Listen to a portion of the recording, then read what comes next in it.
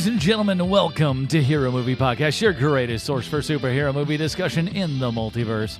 I'm your host, Adam Portress, and joining me today, he's got his own private thoughts, so stop butting in. Sweet Sean Kovacs from the internet. I hope you love this song, because you're going to be hearing it for the next hour and 45 minutes. And he's a big Olivia Rodrigo fan, and he's not afraid to admit it. Bruce Leslie. I'm a prickly pear and a tiny cowboy hat. And that was last week, man. Last week. Oh, listen, when he said that about whoever this singing lady is, I was just like, that is absolutely Bruce on Olivia Rodrigo.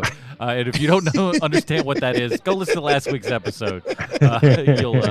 You'll enjoy quite a bit. And speaking of enjoying quite a bit, we have enjoyed. I don't know, going through a lot of different things on this show, but I don't know that we've ever come across something quite like this. We are talking today about Super Fuzz, a.k.a. Super Snooper, a.k.a. Poliziotto superpiù. It's Italian. Italian. It's Italian. It's from Sergio. For Super Cop. Is that where the main character learned to speak English from lessons taught by that Schwarzenegger guy? Might as well have been. But it's from director Sergio Corbucci, who you might know from... that's Django. Dang it. I hit the wrong button. Here we go. Django. I was just going to, anytime we can say Corbucci, you just have to throw in, that there just because it's. That's pretty good. Hey, guys, don't spoil it because I haven't made it to the end of Django yet. But do I need to know what's in that coffin? Nah, you'll be all right. All right. But before we get to all that, we do want to say a big thank you to the people that support us over at patreon.com/HMP. Those awesome people get pre-show, post-show, Dinger Zone, and a whole bunch of stuff. And let me tell you something. Dinger Zone's good. Dinger Zone's great. But what you may not know is the pre-show, post-show, and stuff like that. There are things in there that if you're not listening to that stuff, you're missing out on, frankly, a lot about where this show is going. That's all I'll say. That's all I'll say. It's true. This week specifically. It's very interesting. So, I mean, in all fairness, there was zero Django talk, though. So you didn't miss that. No, you didn't miss any Django talk. Not there. Django. That's going to be That's it. I'm going to fast forward and see what's in that. I'll be right back. I got to see what's in that coffee. He's going. So we got two ones. We got that one, and we have. That's I'm just so happy I could put those on the soundboard. We may just use those infinitum. I don't know. Is that the Super Snooper theme song you were playing, that second one? Yeah. Oh, beautiful. I couldn't hear it real well, but that's what I thought about. Oh, don't worry. Yeah, we can't hear it when you hit that soundboard. It's all right. Well, but anyways, the people at home will enjoy it. You don't mind. No, he doesn't. All right, anyway. See, that's what I like about you, Adam. You produce a show the same way I do. You just don't care what anyone else does, and you just got to go ahead and roll as is. Somebody says, you ought to put some bed music on that. And I go, you know what? I ought to. And I never do. All right, anyways, what the heck's going? This show's already off the rails. But if you can't support us over at Patreon, for the love of Pete, why don't you go over to iTunes, drop us a 5-star review, a.k.a. a humdinger. Humdinger. And we'd really appreciate that. It's been a moment, and quite frankly, I think all of you have stopped caring. And I need you to really start caring and just drop a 5-star review on iTunes, okay? It'd make my day a lot better. Humdinger. Otherwise, we're just gonna. It's bad. It's bad news. They want us to start putting our show on TikTok in 7-minute increments. Oh God, it would kill everybody. Everybody.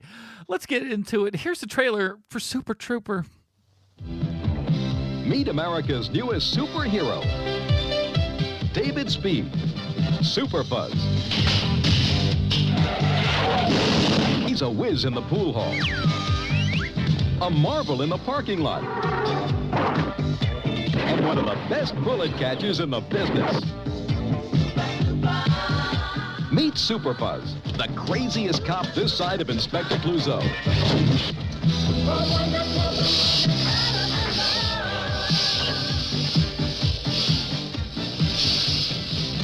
Super Fuzz, a blockbusting, high-flying, water-walking, smooth-talking, fleet-footed, skydiving, hard-driving, crime-fighting, all-American hero. Super Fuzz, just for the fun of it.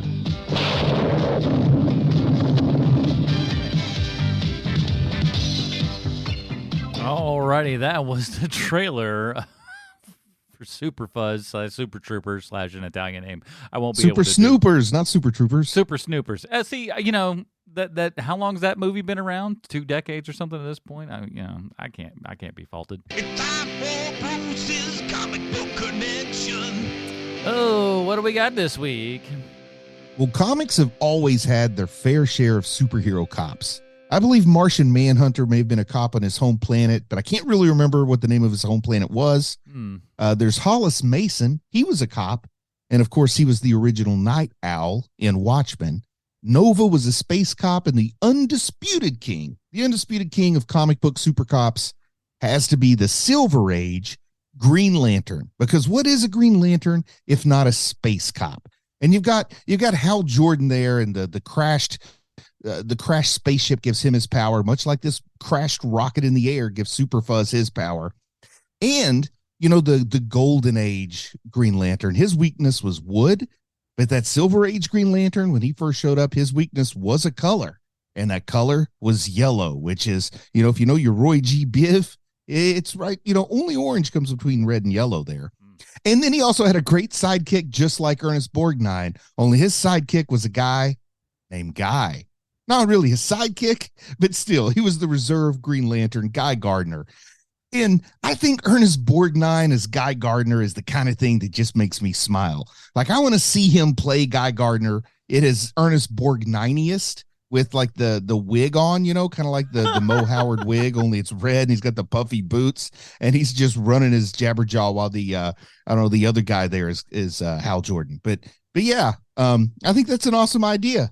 And speaking of awesome ideas, Adam, do you have a list? Well, if that wasn't enough, let me sell everybody on this new Italian superhero-esque kind of flick, because this sucker's got everything. We've got an eye-opening title sequence that will leave your retinas burning and your TV out of ISA calibration. We got police canoeing, rocket launching Ernest Borgnine. We've got a guy who looks like Steve McQueen and Ed Helms have a special needs brother. Scientific mishmash. We got a gypsy bouncy house. Check that. They think that's a teepee or something. That's not good. NASA stock footage. Alligator in a boat. Warning shot to missile explosion. Followed immediately by catchy 80s music. We got so much traffic directing. Telepathic manhole cover. Great name for a punk band. Obvious voiceover telling you exactly what you just saw. That's brilliant. We got 2 cops with banter that makes Statler and Wardolph look like My Dinner with Andre. It's oh boy, so good. Gum chewing, elephant crossing, extended walking bass lines, parallel parking a moving vehicle with your mind just to be an a-hole, robbing a business with wood paneling, stair climbing while hugging, red shag, yellow shag, smashing out of a high-rise building only to land softly on one's feet, gambling in a U-Haul, a football game that breaks out. Don't worry, we do a lot of running. Supermarket sweet pantyhose head, ADR recording in an indoor public pool. All of a sudden, this movie turns into The Room. I would very much like to be swimming with you. A little bit of sacrilege thrown in for good measure. That's always fun. We got a full body cast. Dave's not here, man. Disco fair, a decent fight scene with a soundtrack by a Miami Sound Machine ripoff, a villain named Paradise, and he dresses exactly like Panama Jack if Panama Jack was fun. Okay. We got a purple actress singer. I'm not sure what this old lady does. We do the can because we can. That's right. Boom! We got a circle of slaps and a roadside sobriety test, dog racing. Our hero shifts into something that's, it's kind of rapey. I didn't see that one coming. Cut directly to Topless Club. Don't worry, there's no actual nudity in this thing. We got all wood and brick paneling, pool hustling, the cleanest toilets in Italy, bathroom. That's super funny if you've seen the movie. Bathroom dancing, helicopter in a parking lot, fishy money, smashing through a brick wall and driving into the river after thwarting the electric chair. Talking to the fishes, frozen Borgnine, flying chewing gum balloon, a seaplane you'd never set foot in, and the coolest, most understanding girlfriend in the world. Also, and the Ernest Borgnine is so fat joke to end them all, and the saddest wedding I've ever seen committed to film. This movie has everything. This is by far your best opening ever, Adam. This is just terrific. I'm standing as I clap, just so you know. Just terrific. So, Brava. so I've got to ask you guys, Yes. before we get into the nitty gritty, before we do the breakdown of this movie, do you have a past with this thing? I was single digit years old Mhm. last time I saw this. Single digit years old. Mhm. I remember it like you would not freaking believe. That is how much of a mark it made on me. This was probably my favorite movie for about 2 years. Mhm. Wow. And boy, I also I'll just say a few basic things because I know we're going to go into it beat by beat. I saw it as a straightforward superhero story as a single digit year old kid. Yep, me too. I did not think it was like goofy. I also thought like Ernest Borgnine was just the best. And like I think I briefly went through a phase where I thought maybe I wanted to be a stuntman because I figured if Ernest Borgnine could do it, I could do it. And I'm pretty sure I thought this took place in New York because I'd never been anywhere, so I didn't know the difference between New York and Miami on screen. Well, it's neither, but yeah, I get what you're saying. I have the same thing. You know, I saw this movie as a child. I remembered it incorrectly, and I even said it during one of the pre-shows, is that I remembered it as being on HBO all the time. But when I was talking to my friends about this movie this week, they reminded me that we didn't watch it on HBO. We watched it because, being from New England, everything came out of Boston. And Boston had like 5 movies they would play. That's all they had. And this was one of those movies. And so we watched this and old Godzilla movies all the time. But it would just trade off between Super Fuzz and Godzilla versus, whomever. See, for me, it was HBO at my grandma's house because I didn't have HBO at my house, and it was Super Fuzz and Hero at Large. Mm-hmm. And I remember way back, 10 years ago when we were in the planning stages of this podcast that I said, not just your typical comic book heroes. I said Super Fuzz is the kind of movie we should cover. And I never thought it'd take us 10 years to get to it, but I'm glad we got there. Man, this was one of my first suggestions also. It was this. It's the movie Chomps and Darkman, and we've done 2 of the 3 after this week. I'd never heard of it. Not I even I reached out to a buddy of mine who actually lives in Atlanta, Sean, who I think you two should probably meet up. You'd be like 2 tall, handsome dudes with mustaches going out and drinking in rooms with wood paneling. I'm telling you. You make me just want to hang out and bring them napkins or something. Yeah, well, his name is Mike Malloy.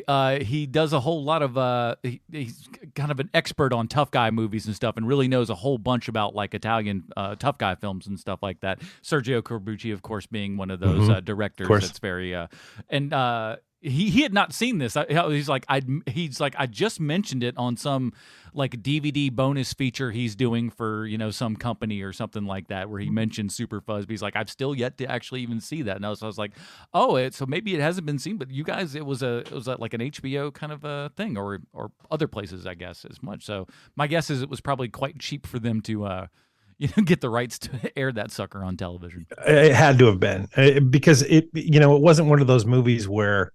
It wasn't one of those movies where you could ever see it. You'd never see it in a movie theater or anything like that. It was it was always on TV. Yeah. And I remember at the time not thinking there was any difference in the production value of this and any other movie. It's true. But when you're a kid, that's the way things are, And plus, you're watching a 13-inch screen. Yeah, it's true. And you don't notice that this is formatted for, this is more of a square format. Okay, so can we start with the breakdown, because we got a lot to cover here. Yes. There is a lot. Okay, so we start on the opening credits, which look like Predator Vision. These probably deserve a place in cinema history as the worst looking opening credits of any film. Might. You have a point. These things. It's not just that it's bad. It's that it's bad for 2 minutes and 35 seconds. It's ridiculous. It is just it's a test to see how fast you can get a migraine just by staring at a picture. It honestly looks like your computer messed up when you were exporting your file, and they just didn't have enough time to do it again, and they ran with it. I mean, it looks like a terrible mistake, not something you do on purpose. They can't read that codec or something. The only thing that saves it is the opening theme song, which, you know, they play again and again and again in this movie. Oh, that's the wrong one. That's the one. But it's fine because it's great. Okay, then after the world's worst opening credits, we then cut to a news broadcast outside of the state penitentiary, and we know it's the state penitentiary because it says so in big black letters on the front. State penitentiary, even though it looks a lot like a production studio. Those are the best when you see that, or those like we watched some movie recently where they were like bank. They just like wrote it on the side of a truck, and you're like, that's the truck for the bank. That's the bank truck. Same But difference. we learn really quickly that the state will be attempting to execute ex-police officer David Speed for the 4th time, and that he's been charged with the murder of his friend, colleague, and superior officer, Sergeant Willie Dunlop. There's people picketing the execution with signs and chanting, and it's a really messy scene down at the, quote, prison, end quote. We then cut to an 80s hot lady doing laundry, and we learn that the state has tried the gas chamber and hanging and firing squad, and yet David Speed survives. Then we cut to a guy that's clearly in his 70s watching the television broadcast. He's a mobster talking to his flunkies. And this is the moment when even the dumbest of adults can tell that this wasn't shot in America. It's a bunch of Italians just pretending to be Americans. And these mobsters are wearing suits that would have Doug Stanhope drooling. And the phone rings, and we see the Guinness Book of World Records holder for world's largest cell phone get pulled out. And the mobsters are talking to a lady who pulls up to the prison, and she says, "Don't worry, it's all been arranged. Nothing can go wrong this time." And this lady drives by another lady who's talking to that same reporter we saw in the first scene. And she's holding a basset hound, and she says, "Leopold hardly says a word these days. He's so depressed because he's against the death penalty." Now, I have to talk a little bit before we go Please. past some of this stuff. Please. Because, number one, they put so much effort into Leopold for that not to matter at all for the rest of the movie. Like We never now, see that lady again. Check We off never see her Leopold. again. my mind just runs wild with what is going on with Leopold. Like when she said he doesn't talk as much, I want to see the movie Leopold, the talking depressed dog. Like I don't want to be in this world anymore. the anti-death sentence advocate Leopold, the not quite purebred basset hound, right? Like let's be honest, there's a little beagle mixed in there or something.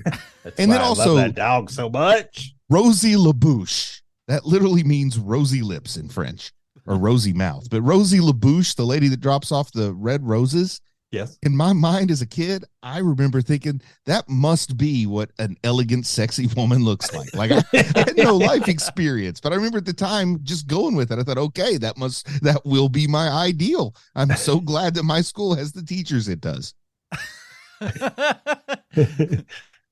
Orthopedic after shoes this- are sexy. So after this lady with the basset hound walks away, with Leopold walks away, the reporter then walks up to one of the only two African-American people in this movie. And he asks, "What do you think, sir?" To which the man responds, "I'm glad I'm not in his place. I know he can't be feeling too good." Clever. This sounds Got like him. no human being like this, because it's an Italian movie, so this was all dubbed in later. But like, I don't think they have any idea what a black person sounds like. And I don't know exactly when it kicks in, but boy, they not only 80-yard, they 80-yard with the worst room tone in the history of recorded Man, sound. it is so, the room tone is so thick in this movie that it's charming. I find it charming. I Now, thought Adam- Sebastian was going to start singing Under the Sea at any moment. It is just, Adam, it's warbly. Have you ever had like really, really bad burned, distorted audio and you just throw every filter imaginable on it, trying to salvage it somewhat? Mm-hmm. Yeah. It gets that underwater sound. Like way before they had the ability to digitally ruin their sound, they managed to do it analog and sound just like every single filter's thrown on at once. batteries were low in the Nagra, so it didn't work. Yeah. So at this scene where the African American, one of two African American gentlemen in this movie says, "I know he can't be feeling too good," I paused it for a second, and if you pause your TV like I did, you can see in the background that a couple of the picket signs are misspelled, which makes sense because there's no way in hell that English was the prop team's first language, so it could be forgiven. It can be forgiven. So also very believable if it's set in Florida. So yeah, I'm not wrong, but it's not set in Florida. It's set in America. There's an alligator. It was a nondescript city in the United States of America that has alligators. It's in America. Yeah. They did a close up of the Orange Bowl's like marquee so that you know they were in the Orange Bowl. But I'm getting ahead of you. So the evil woman, Rosie LaBouche, pulls up to the prison gates with red flowers, hands off the bouquet to the guards, saying they're for David Steed. And we know she's up to no good because she's a well-dressed middle-aged woman. And in the 70s and 80s, well-dressed middle-aged woman is shorthand for bad person. Though I thought it was shorthand for beauty ideal. I had no idea. Much like when you see someone smoking a cigarette in a movie these days, you know that person is bad news. So we then cut into the jail cell and meet the man himself, David Steed, played by Terrence Hill. Do you guys know anything about Terrence Hill? I don't, but he's a handsome guy despite his inability to speak well. So I know, well, he can speak incredibly well. And to me, because, he's got accented Italian, English, but accented Italian English. But he speaks English really well. It's just, let's not pretend that he can speak with an American accent. I mean, he's clearly Italian. But here's the deal with him, is that because I know a ton about this guy. And Adam, I think I was talking to you about him maybe last year, maybe 2 years ago. Terrence Hill is the guy who took over for Clint Eastwood with the spaghetti westerns. Yeah. Oh, that makes sense. Yeah, and he's in My Name Is Nobody, where Henry Fonda is the bad guy, and just great movie, and written by Sergio Leone. He's in the Trinity movies, like My Name Is Trinity, My Name Is Still Trinity. He's a cowboy. Your Fistful of Dynamite, stuff like that. Yes, Fistful of Dynamite. That's the same guy. Fistful of Dynamite. So I've seen a lot of his movies as a kid. Just back then, you don't really take the time to learn the name of the actors. And he and Bud Spencer are in something ridiculous, 60 movies together, where they're a comedy duo, and they're usually in the Old West. And the deal is that Bud Spencer is the super strong guy, and Terrence Hill is the really good looking skinny guy who just eats food constantly and is always tired, which is why when it shows up in this movie that he's constantly eating, I'm like, oh, that's a holdover from his Westerns where this character's just always eating. And I remember I watched Super Fuzz a bunch when I was a kid, and I've seen a bunch of Terrence Hill movies since then. So it was such a nice surprise to know that Terrence Hill is the lead in this movie. I was like, oh my God, the worlds are colliding. I'm sorry, go ahead, Bruce. I cut you off. Oh, no, that's okay. I was just going to say that Terrence Hill is not like his real name, though, right? Not his given name. No, of course not. That's a name to try to make people think he's American, yes. I'm going to guess. It's a Bobbity Boop. I mean, it's pretty much, it's not. Yeah, I mean, that's his name, Bobbity Boop. Him and his movie partner, Bud Spencer, neither one of them, that was what they were, names they were born with. I mean, come on. Don't say. Now, Terrence Hill's biggest stretch of a role was playing Cat Stevens. I mean, the movie was called God Forgives, I Don't, but his character's name was Cat Stevens. Oh, wow. I just happened to see that. I'm just like, okay, first of all, God Forgives, I Don't is an amazing title. Yeah. And the fact that he plays a cat named Cat Stevens is hilarious. But we will probably, I don't know, man. I don't know the timeline on when that movie was made, but it'd be fun if you found out that's why Cat Stevens chose the name Cat It's Stevens 1967, so like I said, probably not going to make it. That would be cool if that was the origin story. Or if they kinda just like how Popeye's chicken is named after Popeye Doyle. That's so crazy, man. Learning that Popeye's chicken is named after Popeye Doyle and not Popeye. It's so insane. It's so insane. Oh, and I saw somebody on TikTok that started calling it Pope Yes, and it took me a long time to figure out what Pope Yes chicken was. Bone apple tea. So, right. So we're in the jail cell, and we finally meet up with Terrence Hill, and he's eating a big plate of beans like you do when you're about to be sent to the electric chair. And I think I do give this movie the sole credit for the way that I love to eat large quantities of beans and just puzzle people with my love of them. Spread out in an odd plate. Yes. We learn he's on his 14th plate of beans. And I thought that was a real accomplishment. Like as a kid, I thought that was like body goals. You know, I want to be the kind of guy that can eat 14 plates of beans without stopping. And so all I can figure out is that like David Speed is basically trying to turn himself into a human piñata, but instead of candy falling out, it's just beans falling out. See, they said something about maybe if the electric chair doesn't work, they'll try the gas chamber. And all I could think is any chamber he's in is a gas chamber at this point. So Terrence Hill asked for yet another plate of beans, only this time he wants Zuki beans. What the heck is a Zuki bean? I'm glad you asked, because it's something I never heard of, and I looked it up, and it's either short for Adzuki beans, or it's the name of a certain strand of marijuana. Oh, and I'm going to guess it's a veiled pot reference, because this movie was made in the 70s. Give me them Zuki beans. And the guard says he's never heard of Zuki beans, but he'll see if the cook can find some for lunch. To which the second African-American man in this movie, one of two, says lunch. Man, by the time lunch rolls around, you're going to be eating with the honky number one, which I guess means God. Oh, okay. I thought it was Elvis. The guards roll around and they start walking him to the death chamber. And this is where the sporadic, terrible voiceover from Terrence Hill starts. And if there was any question left in your mind of whether or not this movie was made by Italians, 2 seconds into this voiceover, you're not questioning that anymore. You know. Now, Terrence Hill speaks incredibly well, but it's with an accent. It's not like listening to the guy from the Matrix sequels who's French and he speaks with a perfect British accent. yeah. It's not like that. So we learn.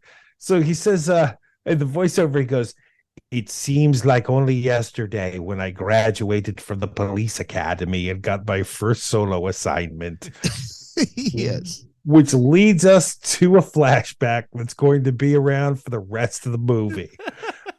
I'd forgotten it. I'd forgotten that. By the time we got back to it, was like, oh right, he's on death row. We've just flashed back for 95 minutes. Also important, because this is going to be very important when we get to what you think is the end of the movie, but not quite the end of the movie, is that this is the 5th attempt to execute this man, just to let you know how much time must have passed between the beginning of his flashback and the beginning of the movie. So much time.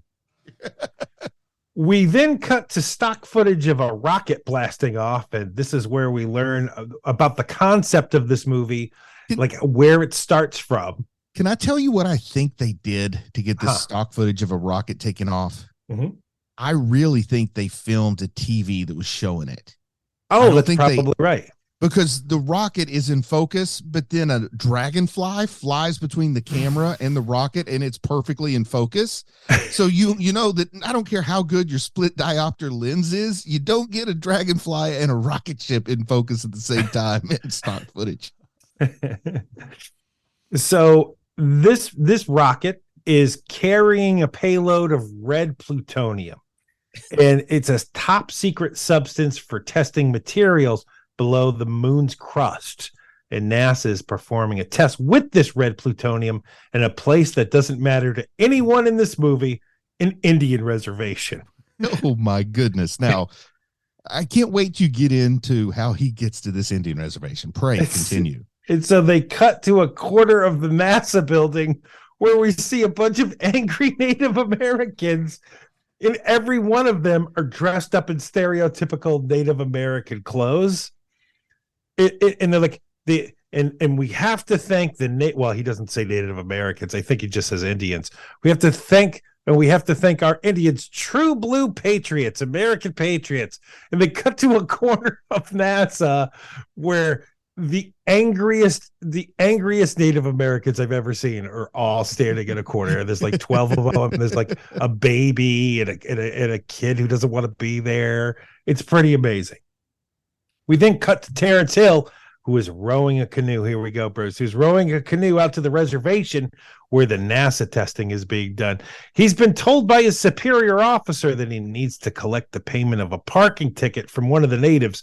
And this is the moment you realize you're not only watching an Italian superhero movie, but you're watching an Italian superhero movie made for children, because no one in the movie is taking this very seriously, that this man is rowing to his death. Okay, so here is where I want to please help you a little bit on this, because my favorite line, maybe my favorite line of the movie, happens here when he calls back to the station and he goes into what they call a teepee or something, though it doesn't look like a teepee to me, but he says, "I'm entering the domicile. I'm going to tape the notice to their totem pole."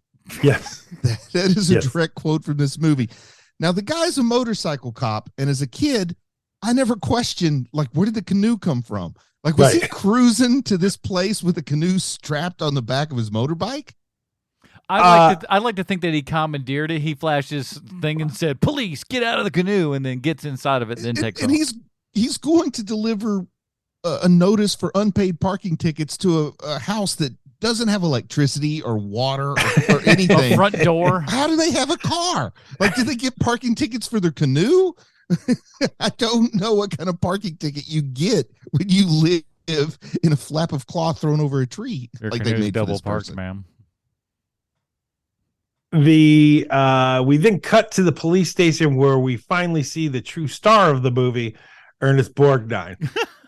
And the cops are attempting to call off Terrence Hill from going to the reservation because there's about to be a giant reservation-sized hole where the reservation used to be. And Ernest Borgnine is playing the scene like he's watching TV to see if he's won the lottery numbers.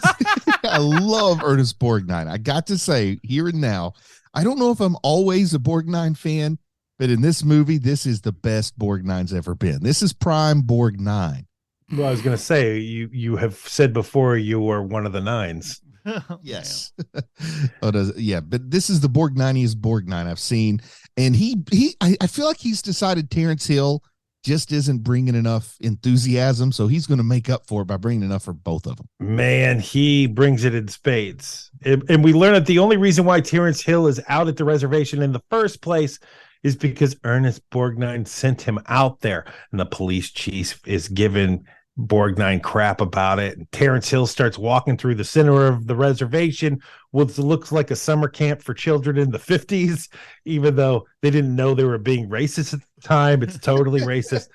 And I found myself laughing because that those Italians thought they were doing a good job representing this reservation. Yes, they did. But Terrence Hill can't find the guy he's trying to get money from. And as all of this is happening, the guy who's playing bass guitar on the soundtrack is taking that sucker for a walk. It is an amazing soundtrack. Now, when Terrence Hill goes back to his canoe, he sees an alligator in it, and he's about to shoot it. But instead, he decides to fire off a warning shot to try and scare it. And when he does this, he shoots the rocket that's in space holding the red plutonium. So are we clear that he shot the rocket, or was it just a coincidence? Like the rocket was He absolutely shot that rocket with his handgun. But wasn't the rocket supposed to explode there anyway? So it was supposed to deliver a payload. It wasn't supposed to explode. Okay. And that's what one bullet does to a rocket. That is exactly. I can't convey to you here the level to which, if you have not seen this movie, just how satisfying this scene is, because they've been setting it up and setting it up and setting it up. You're like, why are we shooting back at this missile thing? What's going on? What's the deal? You don't even realize. And then, like, a 45-degree angle, he points his gun at the sky, which was really weird. and it's the last thing you would ever expect to have happen when he shoots off that gun as a warning shot. But as a child, it's why I would have been deathly afraid of firing a gun straight up in the air. Of course. But as an adult, it is literally the last thing that you think is going to happen when he fires off that gun. And it is so satisfying. And it made me laugh so hard when I watched it again. It made me laugh so hard. I was like, of course he shot the rocket in space with his handgun. And it explodes so quickly. There's not a like great a chance. explosion. It's not like there's like a chance for like here's how long it'll take the bullet to get up there because it's still a while. It is almost instantaneous, as if it was over his head directly 5 feet. It is immediate. It is wonderful. Bang boom. And the editing is seamless. It looks so believable. Oh my god! And it is one of the 5 reasons why you need to watch this movie is because of that scene. He's just Now, rolling here's around. what I suspect.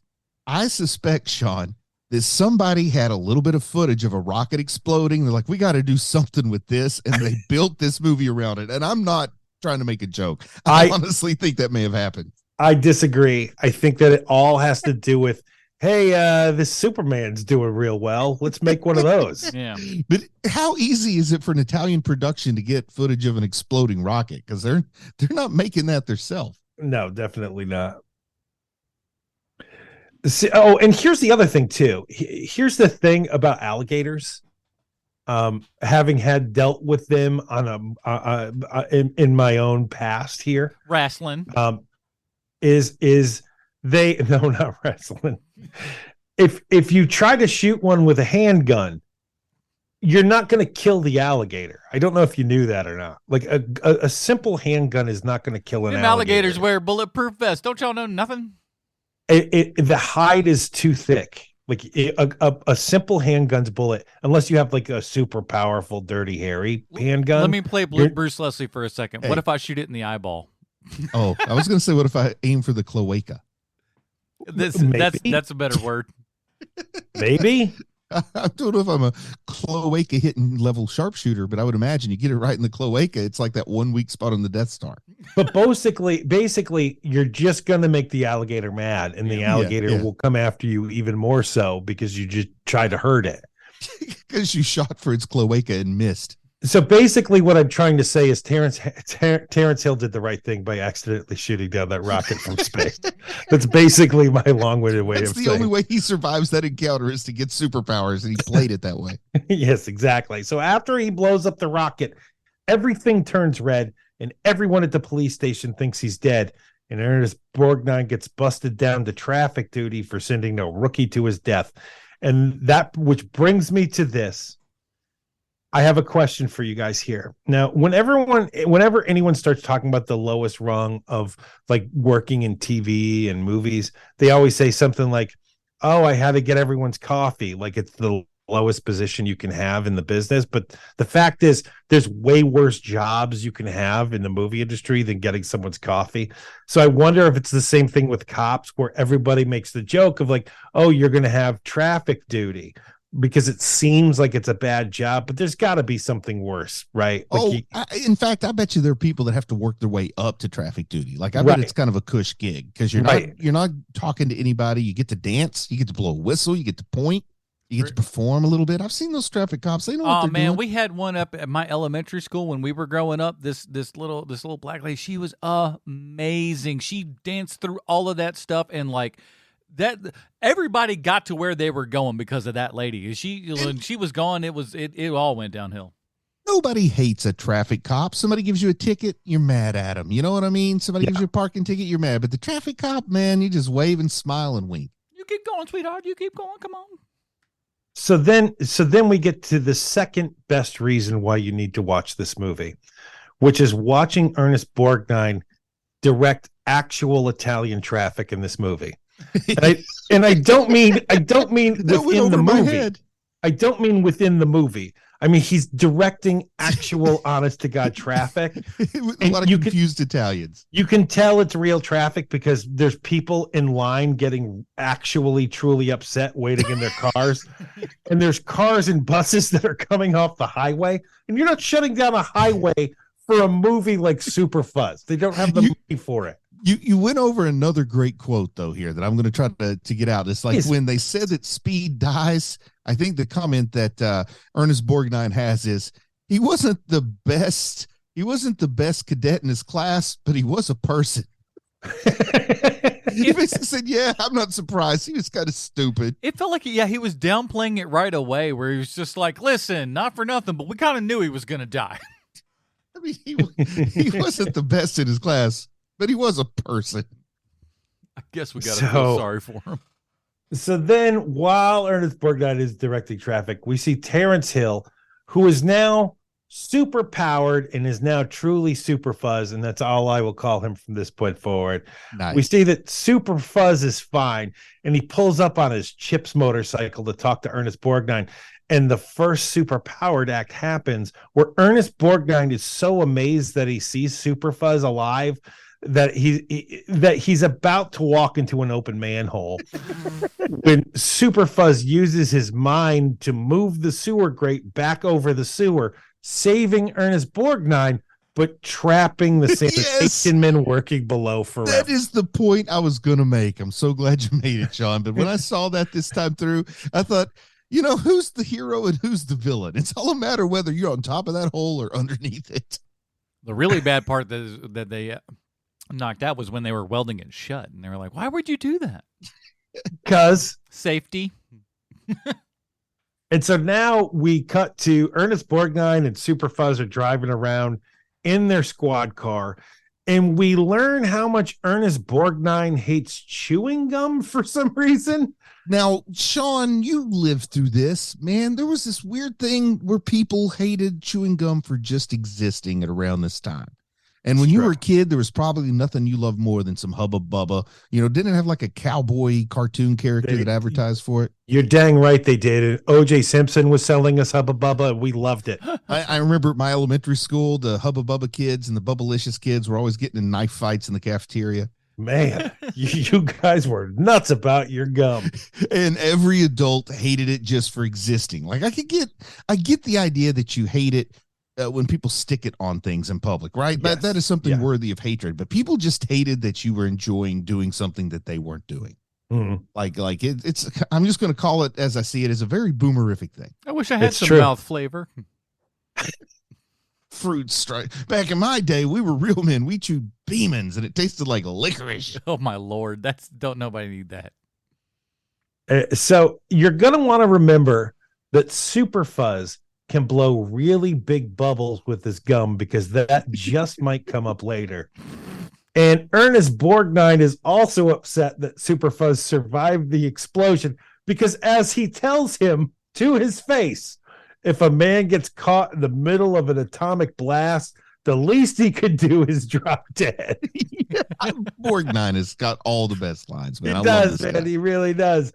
And I think I know where your Ernest Borgnine love comes from, because I looked it up, and he had one hell of a 3-year run, Borgnine, because you've got 79, he's in the black hole. 1980, he's in Super Fuzz. In 1981, he's in Escape from New York. And for me, those are 3 gigantic, especially at the time, stones of me growing up. Those are 3 humongous movies. All done better with Borgnine. And so, but for some reason, okay, so back to the thing. So for some reason, Ernest Borgnine keeps the picture of movie star Rosie LaBouche in the squad car, where Borgnine says the line, "She makes Cheryl Ladd and Farrah Fawcett look like a couple of plain Janes." Now, how do you think Cheryl Ladd feels when she's watching Super Fuzz? She's like just getting comfortable at home in 1981, saying, you know what I'm going to do? I'm going to check out this beloved movie, Super Fuzz. Mm-hmm. And then they are throwing shade at her. I don't think that she would see it as throwing shade. I think that she would be. Have you seen this Rosie LaBouche character? It's definitely throwing shade. We'll get to it. So Borgnine starts going off about how he used to be a stuntman, and he clearly has a weird old man thing for him, like my dad when he talks about Jacqueline Smith. Yes. He's like, oh, shoddy. Jacqueline Smith, she gets my motor running. She's 75 years old. Yeah, Dad, I do know. Ah, shoddy Jacqueline Smith looks great. She looks great. It's so creepy. A good-looking woman. Actually, he talks more like this, Shawnee. So we're not 20 minutes into the movie yet. Terrence Hill's already Super Fuzz. We know how Terrence Hill became Super Fuzz, and we are off and running, man. Super Fuzz stops Ernest Borgnine from running over some elephants. Ernest Borgnine doesn't know how Super Fuzz is doing the things he's doing, but he still doesn't think he has superpowers for some reason, and it feels like the first 4 seasons of the X-Files. And as a child, I just assumed it was perfectly normal for elephants and nuns to cross at the same crosswalk. Like, I imagine they were all going to the same chiropractor or something. But once again, small town kid, you show me anything happening in a big city, and I'm just gullible enough to believe it. I was really hoping this was going to be like a Pee-wee's Big Adventure kind of thing going, where we just have a parade of just nonstop. Oh my God! craziness. If you want to get my attention, make your movie more like Pee-wee's Big Adventure, for sure. When the elephants first start walking across, you don't see that they have a handler either. Like, I thought we were just going to have a scene with wild elephants walking through Miami. What's the weird part about those elephants is those are some undersized elephants too. Like, they're the size of like a UPS truck. Well, they don't want to bring the big ones out, man. Not on an Italian budget. No, you can't afford the full size. Tony's like, you got to have Hollywood money if you want to get the big guys. Here, we're sending you the ones that ate second-rate food and didn't quite grow right. You want Hannibal-sized warrior elephants? You don't have the money for Hannibal-sized warrior elephants. Exactly. You get these little inbred runts over here that we rent out. Tony Jaa's not going to be working on your film. So, inexplicably, I don't know how they do it. We get a helicopter shot of the police squad car just driving around Italy. And the police car pulls up to some laundry with that same 80s hot girl that we saw at the beginning of the movie. And we learn that 80s hot girl is not only Ernest Borgnine's niece, but she's also dating Super Fuzz. Go ahead. I just wanted to comment on the helicopter shots because we get a lot of helicopter action, which lets me know that Carbucci, what's the name of the director? Sergio Carbucci, director of... I think Carbucci probably had a friend who did like those helicopter tours of Rome, because that's the kind of little helicopters they probably used. So, it's like, wow, they got helicopters in the movie and helicopter shots. He's probably paying the equivalent of $125 in modern cash for a tour of Rome, and he's just taking advantage of it with the camera. There's that one scene with the helicopter where they are clearly not in a helicopter. Oh, they're in a helicopter. They're just in a parking lot. They're not in the sky is what they aren't. You mean they wouldn't really let Terrence Hill fly a helicopter a la Tom Cruise? I guess not. I'm just glad that the skies matched. That there was just 2 blue skies. It's fine. I was afraid it was going to be like cut to and then it's a completely cloudy day or something. But it wasn't. I do have to say, one of the things that surprised me about this movie is the color correction on both cameras is the same, which I wasn't expecting to have happen. And they're using 2 cameras for a lot of this movie, and it all matches. And I was really surprised by that. Every now and then. So to kill time, Super Fuzz moves a truck that's in the middle of the road using his mind. And I'll be honest here, this effect is pretty great. And I'm not exactly sure how they achieved moving the truck. It's stop motion, maybe? That's the only thing that I can figure. Because there's wire work. There's none of that. And there's no way they could make miniatures look that good. That's true. So the only thing I could figure was stop motion. Yeah, that's got to be it. So they keep driving around in their squad car, and a call comes on the radio that there's a robbery in progress on the 20th floor of the Johnson building. This is so good. And this is when the third reason to watch this movie happens, because they show up to the scene. Both cops get up to the 20th floor, and in this room, the robbery is taking place. They don't just have wall-to-wall carpeting. No. The carpeting is also on the walls. So you know that these people are fabulously wealthy. I feel like this building was in an episode of the Nicholas Hammond 1970 Spider-Man too. It might have been. And these robbers, they have hostages. And here it comes. Here comes the thing that I want to talk about so bad, which is both Ernest Borgnine and Super Fuzz decide that they're going to charge the door and bust their way in. But just as Super Fuzz is about to break down the door, one of the robbers opens that door, and Super Fuzz runs past the scene of the crime and falls out the window of the 20th floor. The best scene in cinema history up until this point. Where once he falls out of that window, he's magically transformed into a dummy dressed in a cop uniform. And then softly and gingerly lands. And just as he's about to hit the ground, we switch camera angles, and the dummy turns back into Super Fuzz, where he lands in front of an old Italian hobo who can't believe what he just saw. The only thing that was missing was him looking at the brown bag and throwing it in the trash. Well, that's exactly what I was going to say. I just wanted to see him like throwing that booze bottle away. No more for me. But I don't think that the Italians have that technology yet. The throwing out alcohol? Yeah. I don't have that technology over here, no, sir. I know they're behind our comedy technology a little bit. So once he falls, when Super Fuzz falls, which, by the way, I cannot tell you, this is the second part of this movie where I am laughing hysterically watching this movie. I can't believe too that we kind of brushed over Ernest Borgnine charging up 20 floors of stairs, because boy, he gets up 20 floors of stairs about like I would. Like he's literally being drugged through the door by his shoulders. And then he says, not once, but I counted, I think 6 times. You charge the door, I'll cover you from the rear. You charge the door, I'll cover from back here. You charge the door, and I'll cover you from back here. He says like 6 times before that greatest scene ever shot happens, where he runs, they open the door kind of Olay style and right out the window. It is so surprising when it happens too. And if you're robbing someplace, why are you on the 29th floor? And also, why does your 29th floor just still covered in wood paneling? It's unbelievable. If you listen to the radio, they're robbing the Johnson & Johnson building. So, like, are they still in sand soap? They don't keep a lot of cash around like corporate centers for major manufacturers, do they? Oh my God. Well, first of all, let's make some corrections here. The lobby is in wood paneling, but once you get into the room where the robbery is happening, it's just all carpeting and ceiling. That's true. and I know we had vacuum cleaners in the 80s. In 1980, we had vacuum cleaners. Why does everything look so dingy? Because everyone's smoking.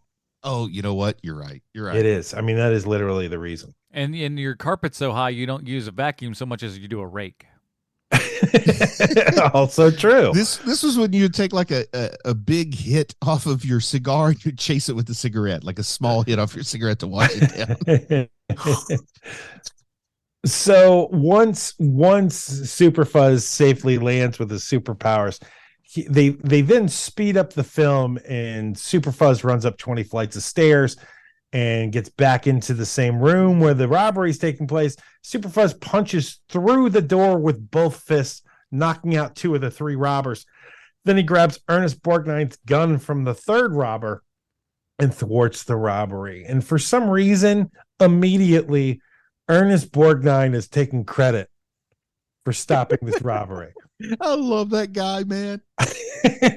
And this is not necessarily a compliment to my skills, but I feel like I could have written some great dialogue for Ernest Borgnine in this movie. We will get to that later, sir.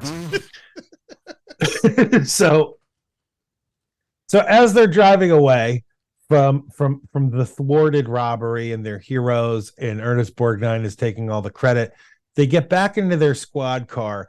And immediately, Super Fuzz uses his X-ray vision and sees that there's illegal gambling going on in an 18-wheeler. So they pull the truck over, and when they open the back door to the truck, not only is there illegal gambling happen, but everyone is formally dressed. I love this so much. Do you have Okay. any idea of how many ideas that I had growing up as a kid to throw parties in vans and stuff that rolled around? Like, I had it all the time. I was just like, wouldn't it be great to get one of these big giant vans and just load it up with a bunch of people and some bands and stuff and just drive around and have Now, like a traveling show? I'm going to stand by this being allegedly Miami because they do go to a Dolphins game. So I'm going to call this Miami, even though we know it's not exactly Are Miami. we sure those are the Dolphins? Well, I it's thought the that Orange Bowl. That's where the Dolphins played in 1980, was the Orange Bowl. And it definitely says Orange Bowl. Okay.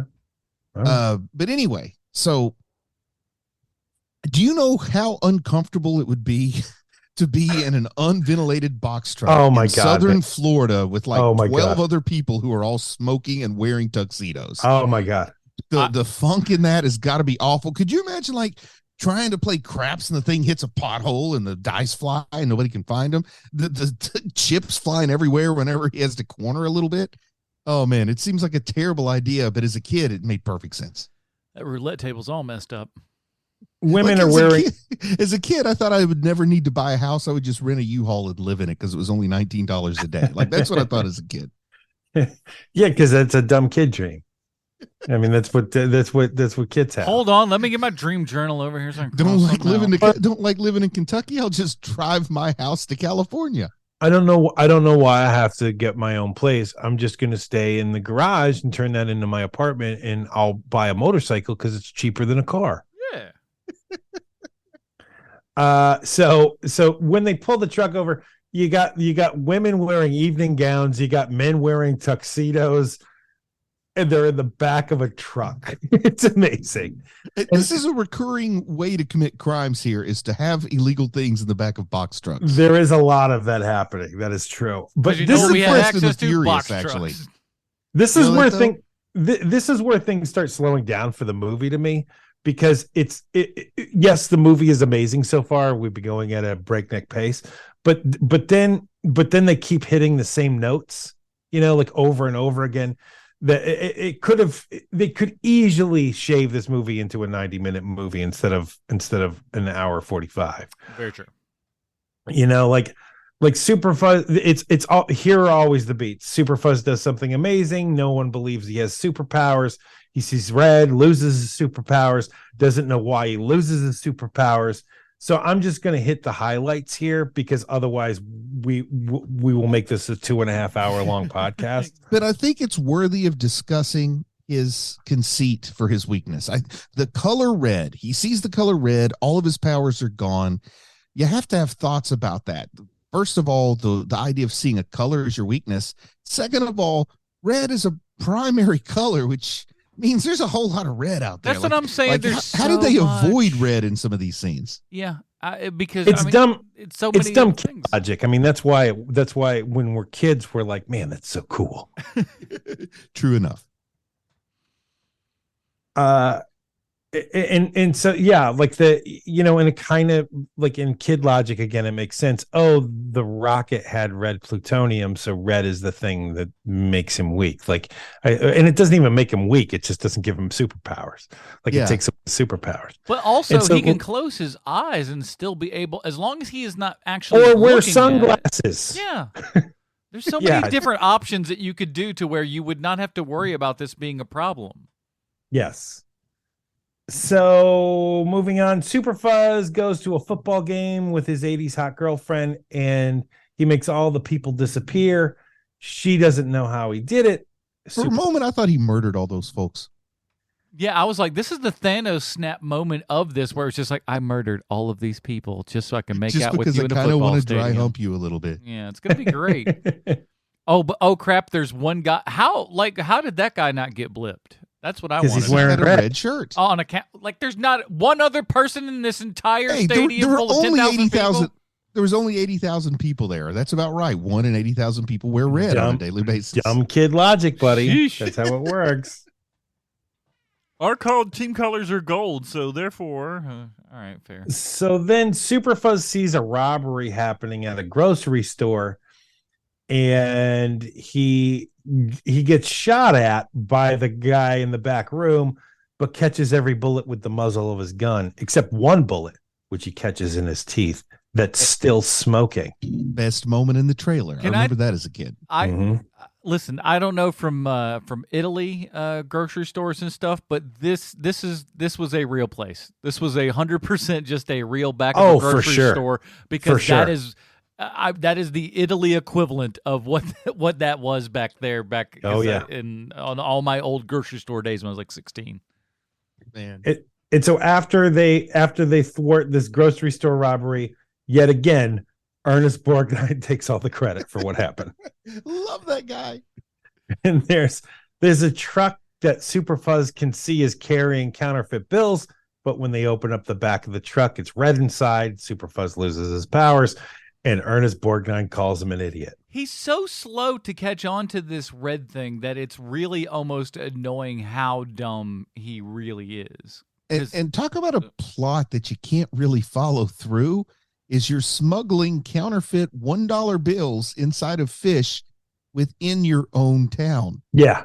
They're not even like smuggling it across country in the fish. They're smuggling it from where they print it to where they spend it in the same town via a box truck full of dead fish. No one would be. Do you really need the fish? Could you not just get, and they're $1 bills too. Like, my goodness, who's really going to question you for having a bunch of $1 bills in your wallet? They literally say that in the movie. They're just like, this is the stupidest thing in the world, but of course no one would do this. That's why it's brilliant. Right. So fill these fish with almost $1,000. It was like the problem that they had with Easy Rider. They were not sure what they were going to do, and initially they were just like, oh well, we'll have these guys transporting marijuana, and they were like, the amount that we would have to make it worth the money wise, it doesn't make any sense. So sometimes you just got to change plans. We then cut to Super Fuzz and his 80s hot girlfriend at the beach, or at least they say they're at the beach, but it's actually a sandy bank near a river on the side of a highway. Hey, listen, that's what the people in Europe call beaches, okay? They have a different idea over there. And this is where we get our first, this movie was made 40 years ago, because there's a veiled gay joke here where Super Fuzz says, I'm not normal anymore, I'm different. To which his girlfriend looks at him weird and he goes, oh, come on, I'm not that different. You're a foreigner? And I thought it was strangely progressive for the time. And she leaves to go put on her bathing suit near the side of the highway. And Super Fuzz says the line, you go ahead and go for a swim. I can't swim. I grew up in the mountains. I love it. Which I don't know why that would exclude you from being able to swim, but okay. So Super Fuzz decides he's going to pass the time by messing with some kids who are just minding their own business, playing with a beach ball by using his telekinetics to keep the ball just out of their reach. And he goes deep into the river, to which Super Fuzz says, don't worry, I'll get it. And he starts walking on water, making all the small children watching him believe that he's the new Rick Ocasek. Thank you for getting that. I wasn't sure if you would. But his girlfriend appears in a red bathing suit, making him lose his powers and fall into the water. And since he's from the mountains, as he said, he therefore can't swim. And I am going to point out he becomes an expert swimmer at the end of the movie, but we're not there yet. Oh, that's right. You are right. I totally missed that. And so his 80s hot girlfriend has to pull him out of the water and give him mouth to mouth, where they start making out in front of a large group of children. And I just want to say here that the movies I watched as a child led me to believe CPR was way more erotic than it is in real life. That's true. You're not wrong. We cut to the police station where Ernest Borgnine and the chief of police still don't believe that Super Fuzz has superpowers, even though he's been showing everyone for the last 45 minutes that his superpowers are real. And to show them all, he jumps out a window, but since there's a red mailbox nearby, he nearly kills himself. And that same Italian hobo sees the whole thing again. And man, sometimes I have trouble following it. But isn't that hobo significant later on? Like, Yes. are we like we're supposed to know who this hobo is, but I have no idea who he is. He owes Tony Torpedo $30,000. So why is Tony Torpedo lending money to homeless people? Well, he's not homeless. But he appears as if he is when you first meet We know him. he lives in a filthy shack later. And he has like a talking dog show that he was famous for. He was a ventriloquist who lost his voice, is what the newspaper article says. But he clearly talks in this movie. No, Right. it meant he lost his voice as an artist, Bruce. You should know this. Why do you say I should know this, Adam? Because you're an artiste, and you Oh, I thought you would have lost my voice. No, well, there's. Anyways, I won't. I was gonna see how far you were gonna take that at him, Nope. because I was like, up. Bruce just teed him up to kill him. Since there's a red mailbox nearby, Super Fuzz nearly kills himself, and the Italian hobo sees the whole thing. We cut to the hospital where Super Fuzz in a head-to-toe body cast with a Band-Aid over the nose part of his cast, which is a great touch.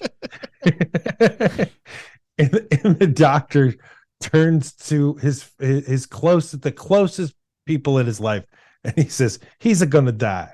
But when the doctor looks at the x-rays, they find out that Super Fuzz's bones have completely healed, and when they go to tell Super Fuzz the good news, he's mysteriously gone and only the full body cast remains. And they never satisfactorily explained to me how he got out of that body cast. Man, Super Fuzz got to keep some secrets. And left it completely intact. Yeah. It's like Maybe he escaped out the mouth hole or something.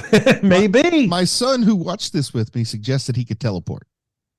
Oh, you Listen, know what? dude? He has all kinds of he is like does. He's what you Captain call Every it? Power. Yeah, He's like Martian Manhunter that way, really. Yeah.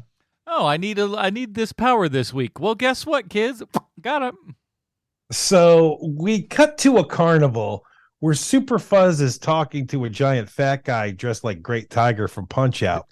and he tells Super Fuzz that the old Italian hobo who watched Super Fuzz fall out of two different windows used to work for the carnival as a ventriloquist. But he's fallen on hard times and he owes bad people money. And that he lives in an old dirty shack selling dogs. So Super Fuzz goes to this old filthy shack where there's 1 million dogs in crates. Like, crates and dogs are everywhere. They're outside in the backyard, in the kitchen, in the living room. And when you hear somebody selling dogs, you picture puppies. This is like an animal shelter with full-grown dogs nobody wants. It is like, I mean, it is like people were, it was like take your dog to work day, because those dogs are also just like super normal, like house puppies. they walk up to the cages and the dogs are like, oh, hey, instead of like, get me out of here. But it's a real serial killer type situation. And 3 mobsters show up and we learn that the old Italian hobo owes them money. And just before a fight breaks out, a 8-minute long fight, by the way, one of the mobsters says, I've seen this guy on TV, but I don't remember if he's a singer or a televangelist. So this is the part in Silvio's house to me.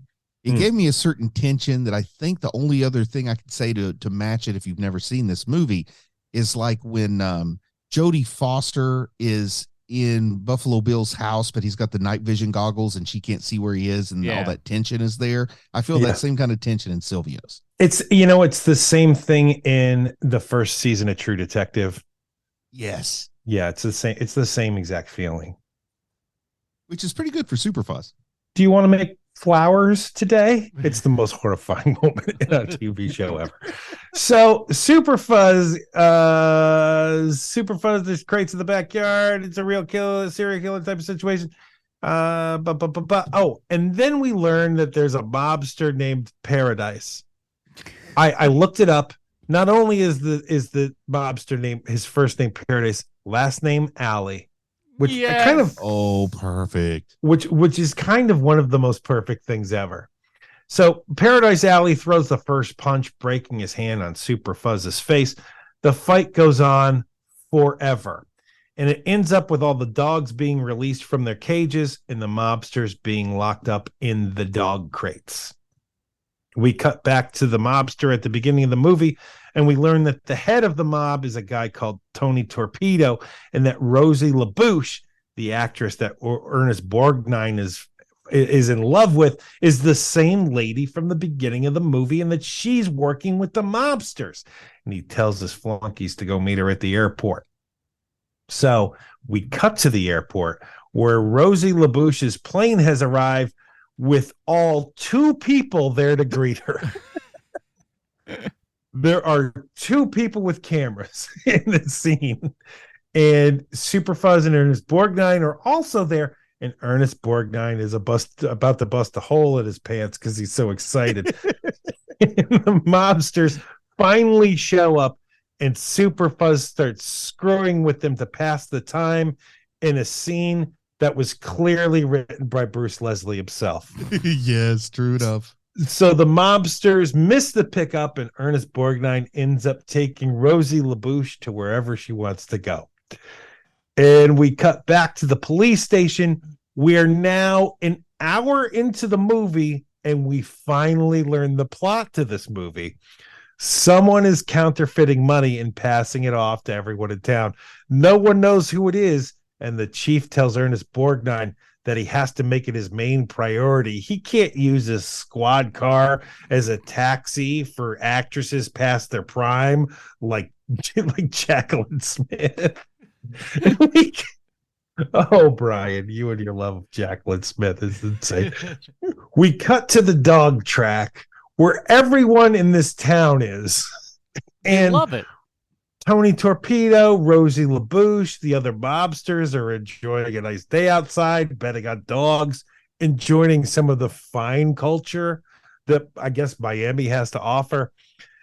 There are so many people at the track that it makes me ask the question, what is everyone doing on a random Tuesday that they don't have to work and they can all just go to the dog track in Italy? I do not understand it. You guys ever been to a dog track, greyhound track? No.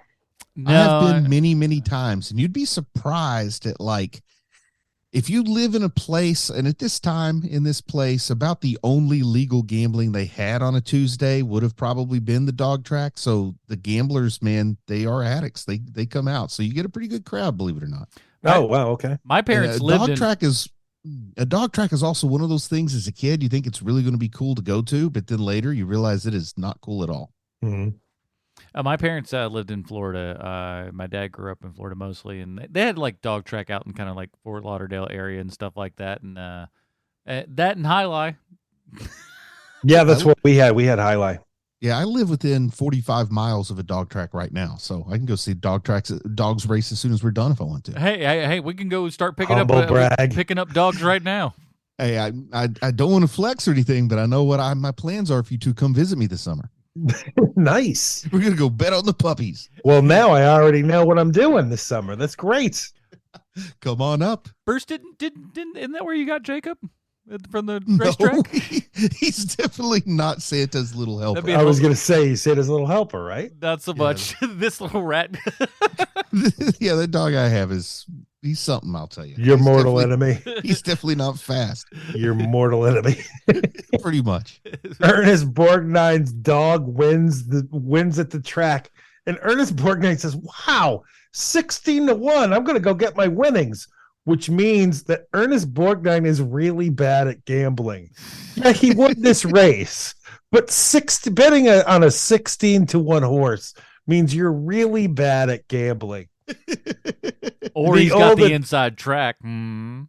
Oh, the old Italian hobo also. The old Italian hobo also happens to be at the dog track because, like I said earlier, the entire town is there, and he starts getting chased by the mobsters. They all hop in their cars, and Super Fuzz starts chasing them on foot. The mobsters get into a car wreck. Super Fuzz chases up to the old Italian hobo, and he asks him why his superpowers always seem to be on the fritz, to which this magical old Italian hobo tells him it's because of the color red. And now Super Fuzz knows his weakness. Now, I have a question for you guys, especially you here, Adam. I want you to chime in as you're the newbie here. Did they at any point up until this moment establish that this hobo might know the answer to this question? Did they give us any reason Super Fuzz would ask this question of the hobo? Not that I can recall. Me either. Like it just seemed like a random thing to do. Like, you know what? I'm just going to run up to your car and ask you if you know. Let me ask this magical old hobo. So we end up at Super Fuzz's apartment, and there is a lot that happens in this scene.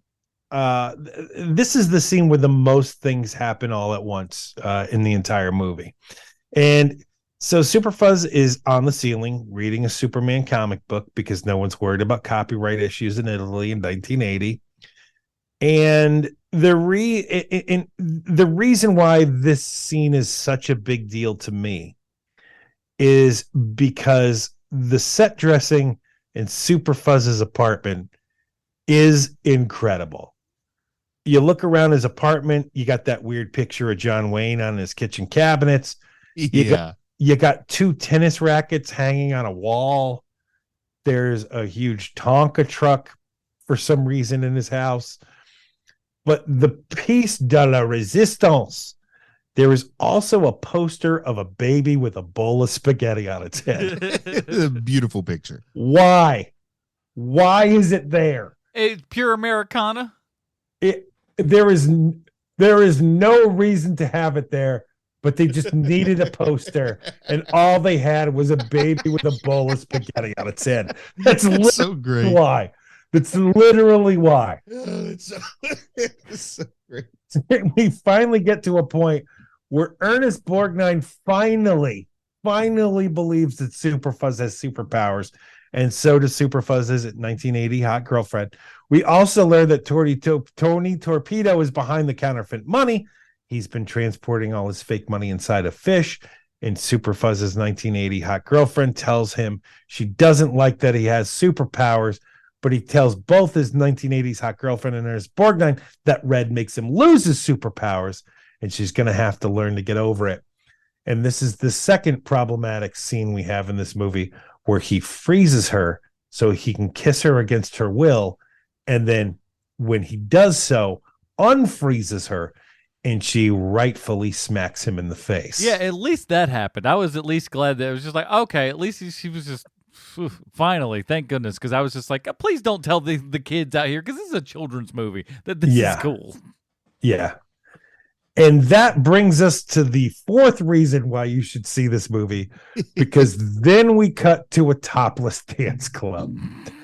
Because you see, Super Fuzz is tracking down all the places where the counterfeit bills have shown up around town, and it leads him to the strip club, where we see the unsexiest dancer I've ever seen in a movie. It's, first of all, it's only one dancer. It's not many dancers. It's just one. And it's not that she's an ugly lady, because she's not. It's that she's dancing like a girl in a 50s beach movie before people learn to dance to the beat of the music. And she's bored, and I'm guessing she's been on stage since they opened, because she looks incredibly tired. If that thing you do is to be believed, they couldn't actually hear the music in those movies. They just had to dance, then the music was put in post. Oh, that's a good note. Didn't know that. Yeah, that's why it looks like they're always offbeat. Captain Geach and the Shrimp Boat Shooters. Super Fuzz meets up with the owner of the club, who is playing the world's longest game of pool, and Super Fuzz makes a bet with him, and Super Fuzz wins. The owner hands him 10 single dollars and says the line, 10 good American bucks, kid, which isn't suspicious in any way. Super Fuzz throws him into the bathroom, beats the crap out of him, throwing the counterfeit bills down the filthiest toilet in Italy. and Super Fuzz says he wants a piece of the action, because you see, what's happening is Super Fuzz is trying to convince the criminal underworld that he's a bad cop on the take, which is a scheme that lasts exactly 30 seconds. Yes. I do have to say, when they were gambling over the pool cue, and he says 5, and he's like, well, I got 5 more. That makes it 10. I thought they were talking about like 5 C notes or 5 large Yes. or 5 Yes. grand, but it Which- is $5. It is $5. $5. Too rich for I mean, my blood. even at 7 years old, I knew those weren't high stakes. I've got We then $5. We then cut to the Macombo Club, weird name, where Rosie LaBouche is performing torch songs for a massive audience of 15 people. She's a massive celebrity. And Ernest Borgnine starts getting creepy again, and Super Fuzz tells Borgnine about his plan, but Borgnine isn't listening to Super Fuzz's plan because he's behaving like Woody Woodpecker when he smells pie. And Ernest Borgnine wants nothing more than to dance with Rosie LaBouche, but admits he doesn't know how to dance. See, this would so be me, like if Meredith Salinger was coming to town, you know, I'd be, oh, I got to get her to dance with me. I hope Patton Oswalt doesn't see. So when Super Fuzz, this is when Super Fuzz hypnotizes Borgnine and tells him he can dance like Fred Astaire. Now, do you guys know much about Fred Astaire? I know that he's a better dancer than that. Because I went down a Fred Astaire rabbit hole. Have you guys ever seen that one dance sequence where Fred Astaire is trying to like forcibly dance with Ginger Rogers, and Ginger Rogers keeps trying to step on his feet, and from that they make this entire dance sequence? I've never seen that. It's incredible. It is incredible, and Fred Astaire is amazing. And See, I come from a blue collar family, so we were Gene Kelly folks. Well, and that's the other part to this, right? Is that like if you want someone who looks like they're floating on air, that's Fred Astaire. But if you want like a super athletic dancer, that's Gene Kelly, right? Mm-hmm. And like the feats of strength of Gene Kelly versus looking like he's not even touching the ground, Fred Astaire. And you need somebody in roller skates for Xanadu. That's Gene Kelly. Well, there's that also.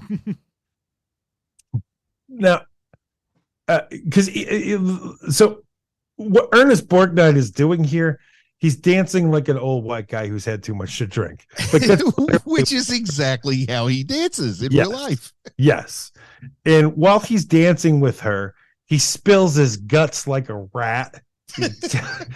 He tells her that Super Fuzz has superpowers, and he tells her his weakness is because he's a massive loser.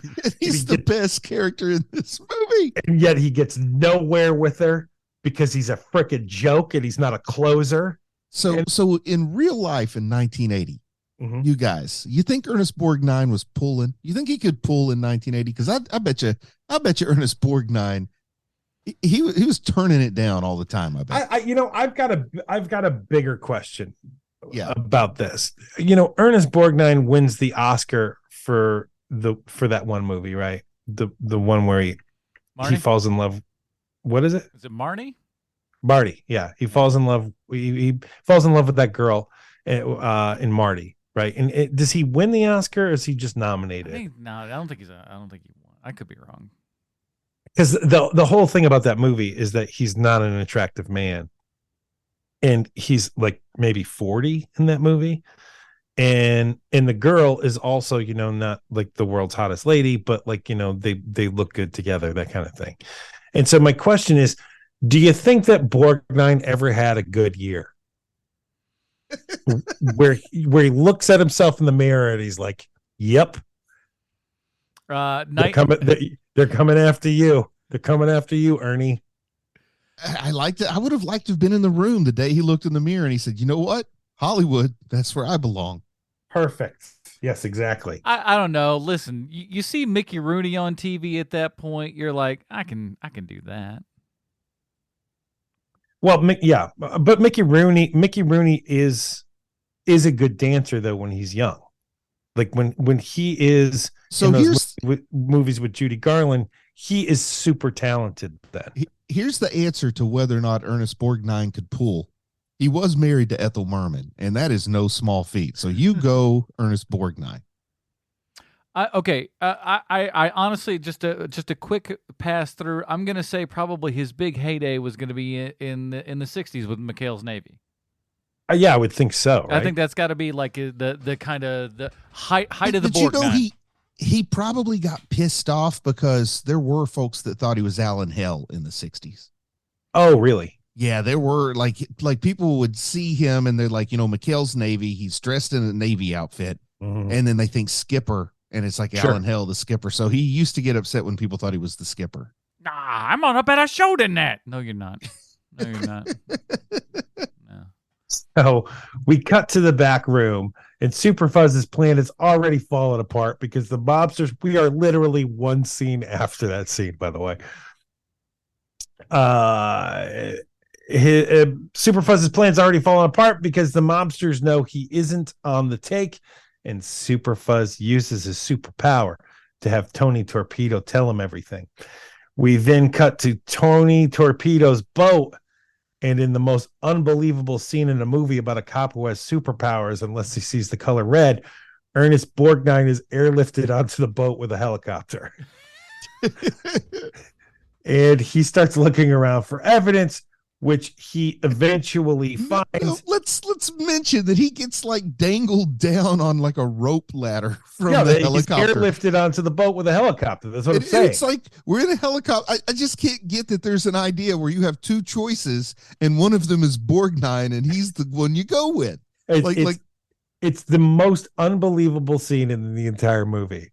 In a movie called Super Fuzz, Ernest Borgnine on a plank being airlifted onto a boat. I do not believe you. I am sorry. I do not believe you. Oh, I'll go down. You stay up here. Yeah, let's put that loser in charge of this. The guy who's failed at every turn. We'll have him do it this time. Maybe he's due.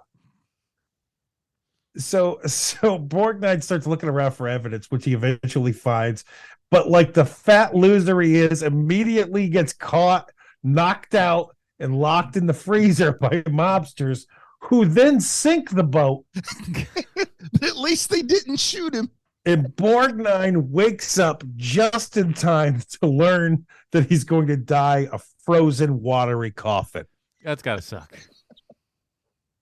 And the mobsters pin Borgnine's death on Super Fuzz, where he's charged with murder and sentenced to death, which finally brings you back to the beginning of the movie, where Super Fuzz is on death row. It's like, you remember, but way back when an hour and a half ago, I was telling you about how I was on death row. But you can have anything you want, and he gets chewing gum or bubble gum. Well, we'll get there. We're now. I will leave this to the movie also. This is to the movie's amazing credit, is that they really do save the best for last in this movie. Because this is the final and best reason to see this movie. This is where it all begins. So they're strapping down Super Fuzz to the electric chair, and we see the red flowers that Rosie LaBouche left for Super Fuzz at the beginning of the movie. And very cleverly, Super Fuzz asks the warden for a piece of bubble gum, tells the priest reading him his last rites to please take the red flowers with him. And he does, takes them out of the room, so Super Fuzz can't see the flowers anymore. They throw the switch, electrocuting Super Fuzz, but it doesn't have much of an effect because he has his powers back. And he uses that to start shocking everyone else around him. Yeah, I'm just going to murder a little bit of now. shocker, what's his name? Wes Craven's Shocker. Yeah. Mitch Pileggi. Mm-hmm. Yeah. He Super Fuzz breaks out of his bonds. And then in the best scene, maybe not just in this movie, in any movie ever, Super Fuzz breaks out of his bonds and jumps through the wall of the prison. Yeah. And my favorite part of the movie is about to come up, which magically turns him into a dummy on a wire harness, which plunges him directly into a nearby body of water. And when I say that I laughed a long time at this scene, I mean, it might have just been a minute, but it was really hard laughing. My God, I laughed so hard at that scene of the guy breaking out of prison. It is so funny, man. And It's just so in funny. case you thought maybe there's a superpower he doesn't have, Nope. he talks to a carp or a Yeah, we're getting there. We're getting there. And then Superfuzz starts swimming around in the water, and he uses his superpower to ask a fish which way did Tony Torpedo suck a boat. And like any polite, right-minded fish, he tells Superfuzz where to go. So Superfuzz thanks him, and he finds Ernest Borgnine's frozen dead body. And so he does what anyone would do in this situation, Superfuzz. He blows a bubble with his bubble gum so large that it becomes a hot air balloon. So how long has Ernest Borgnine been under the water here? 'Cause it takes a while for 5 attempts at an execution, let's right? give them the most we can possibly give them, and say that the justice system worked a little differently in 1980. So let's say every day they're trying to murder Superfuzz. Like once a day they're trying to murder Superfuzz, and they're like, oh, not today. And so let's give it this movie the benefit of the doubt. Say that it's been 7 days Conservatively, that Ernest Borgnine has It's been a long under the time water. to be under the water. Yeah, let's give it 7 days, right? and frozen. So he blows a bubble with his bubble gum so large it becomes a hot air balloon, which not only takes both Superfuzz and Ernest Borgnine out of the water, but above the skyline of Italy. And seeing the writing on the wall, both Tony Torpedo and Rosie LaBouche decide they're going to amscray to Cuba, and they've got Superfuzz's 80s hot girlfriend as insurance. And every time we see the balloon from the ground, both Ernest Borgnine and Superfuzz turn into dummies for some They're reason. taped to something that's clearly not chewing gum. Oh, Now, it's so I do good. like the part where Ernest Borgnine sniffs it and goes, "What is this?" Then he licks the balloon. Oh, Like it's so the good. human actor Ernest Borgnine licked a filthy Italian balloon for this movie. That's it's dedication so to your good. The craft. second It's thing just that he so good. does is decide to lick it. And you're like, And why you know did what? you go to licking it so fast? And you know he wasn't directed to do that. It just struck him in the moment. Well, when you hire Borgnine, you get the full package. Yeah, guys. you're getting that character in there as well. You're getting all Borgnine. What we didn't see is off camera, they smeared a little scotch on it. That's how they got him to lick it. Smells like scotch. Give me Borgnine the loves scotch. Full Borgnine. So Superfuzz jumps off the balloon onto the bad guy's plane and drives it into the ground, but not before turning his hand into a ham radio so he can call the police to the marina. Best superpower yet. It's the CB radio power. And when they land, Superfuzz is already cleared of all charges. And just when you think the movie's over, Ernest Borgnine, being the beta cuck that he is, decides to jump off of the balloon. He says, "You gotta catch me." Woo! Save me, Nobody says, Grandma. "Come on, I will catch you." Nobody's encouraging him to jump. He puts it on his own shoulders to do it.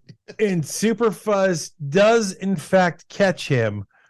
But the hole they make I goes, forgot about this. goes all the way to China. This is the best Something you part of the probably movie. wouldn't see in a Disney production these days. Definitely not. No, that you would see that in a Disney production because they'd have to try to sell it to China. They're like, listen, at some point by the end, they get to China. We get to see you. That's how Marvel sells it. And then you think you've just seen the end of the movie, but you'd be wrong, because we cut to the marriage of Superfuzz and his 80s hot girlfriend. When he's about to kiss the bride, he pulls off her veil, and she now has completely red hair, neutralizing Superfuzz's powers, meaning he can't freeze her against her will anymore. And we freeze frame the end. And he's got that look on his face like, "Oh no, I went and got married when I shouldn't have." Like, ooh, life is over because I'm in a committed relationship and it's 1981. And I don't have the upper hand. Boing. That was the one that made me that look at the end. That was like, oh, that's where I got the Ed Helms bit from. Like he gives an Ed Helms face at the end of the movie. Yeah, he totally does. He totally does. But boy, this shows that, man, art. Not all art's the same. That's what No. this movie shows. Not all art is the same. That's definitely true. And here's the thing about this movie. I would change nothing about it. Oh God, no. It's so perfect as it is. It's repetitive. It's overly long. It's problematic, and I would change nothing. This might be the reason I like movies. It might be. You're right. This has it's early everything. enough. Like this is like the European version of those those African movies that they make. Adam, like the Homebrew. Yeah. I know what you mean. Where like people might only get to go to one movie every few months, so you got to have everything in it. It's got to have action, comedy, romance, dancing. Well, that's what Super Fuzz is, man. Yeah. For a single-digit-year-old Bruce, it had everything. It had sex appeal with my grandma's friend, Rosie LaBouche. It had a guy talking to a fish. It had Ernest Borgnine showing me exactly what a man should be, so I knew how to grow up someday. It just had it all. Open mouth, smiling at everything. Oh, man. Jeez, the Lord. world could use one more Ernest Borgnine. I'd like to be him. And Ernest Borgnine could use some crest. All right, before we get to our final review, we need to find out how this Italian superhero film relates back 1-to-1 with some other Italian guy named Sylvester Stallone. Is that right? Why, thank you, Adam. I have a prepared statement, although a short one. Oh. Hello, Mr. Stallone. Jay Amore is the only credited stuntman on Super Fuzz. And with all the amazing dummy work in this movie, it's hard to believe they even used one stuntman. If you can believe it, Jay Amore is still working as a stuntman today. Wow. He worked on Black Panther, Bad Boys for Life, and Greenland. He's been a working stuntman for over 40 years. I can't even imagine what his morning pill regimen looks like. His pill case must be a rolling tool wagon. His bones are either laced with adamantium or they are now a fine dust. And we're speaking about him today because he also worked with you on the movie Escape Plan. Jay Amore doesn't publicly tell anyone his age, which I understand because I wouldn't want anyone to know that I was an 80-year-old working stuntman. Yeah, they would not allow you. And that is your Stallone connection this week. The world's oldest working stuntman, Jay Amore. I hope to speak with you soon. Your pal, Sweet Chauncey from the internet. The Amore is because he loves stunt work. Yeah, after watching this as a kid, I wanted to be a stuntman, but only for mild and or gentle stunts. Like I thought there might be a market for like the stuntman who, like I'll climb out a window, but only in the first floor, like that kind of thing. I won't fall down a staircase per se, but like into a sunken living room. Yeah, I'll fall into that. Maybe. I figured I could do any stunt that Ernest Borgnine could do. Is it carpeted? Because I'd like So a none, carpet then. to fall. I can dance like Borgnine.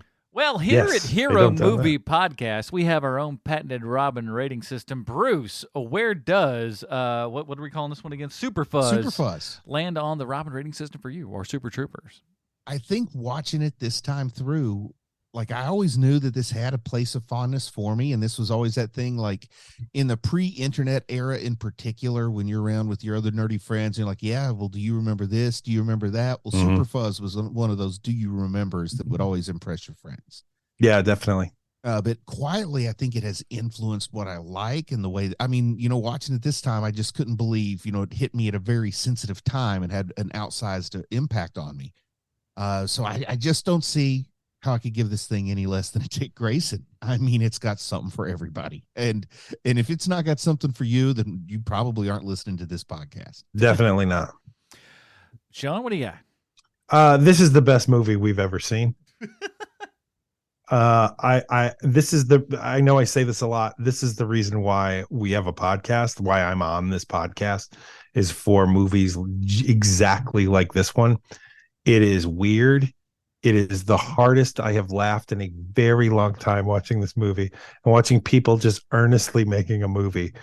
And it is just the best. It is so, it is surprising. It is terrific. It's a Dick Grayson. It is my favorite thing we have ever seen. I would love if his book would have been called Ernestly Borgnine. God, that'd be love it. so good. He's just That's been pretty good. earnestly bored. For me, I think I'm gonna go a good solid Tim Drake on this. I enjoyed this. I had a lot of fun.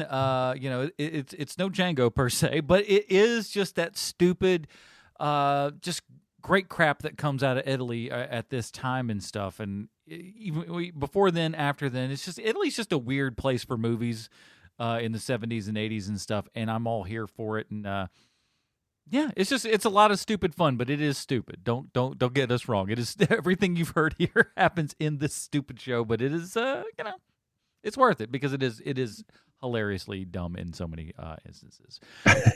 That will do it, everybody. Another episode in the bag. We'll talk about what we're doing next week in just a moment. Until then, Bruce, where can we find more of your work on the internet?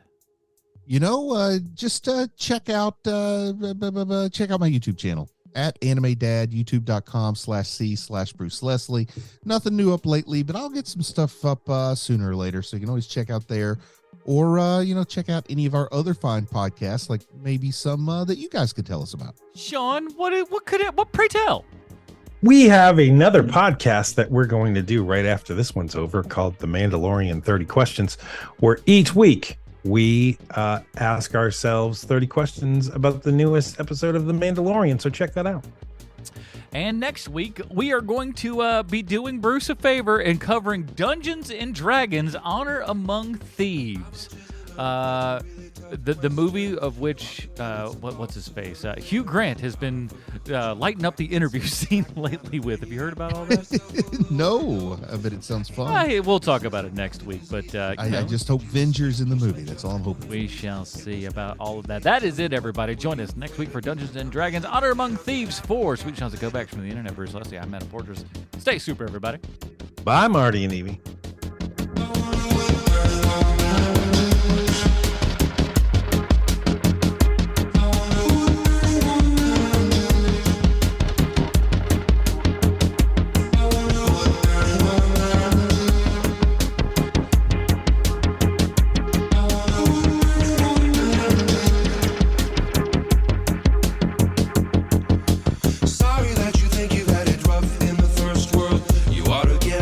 Sooner than later, knowledge has turned into a trap.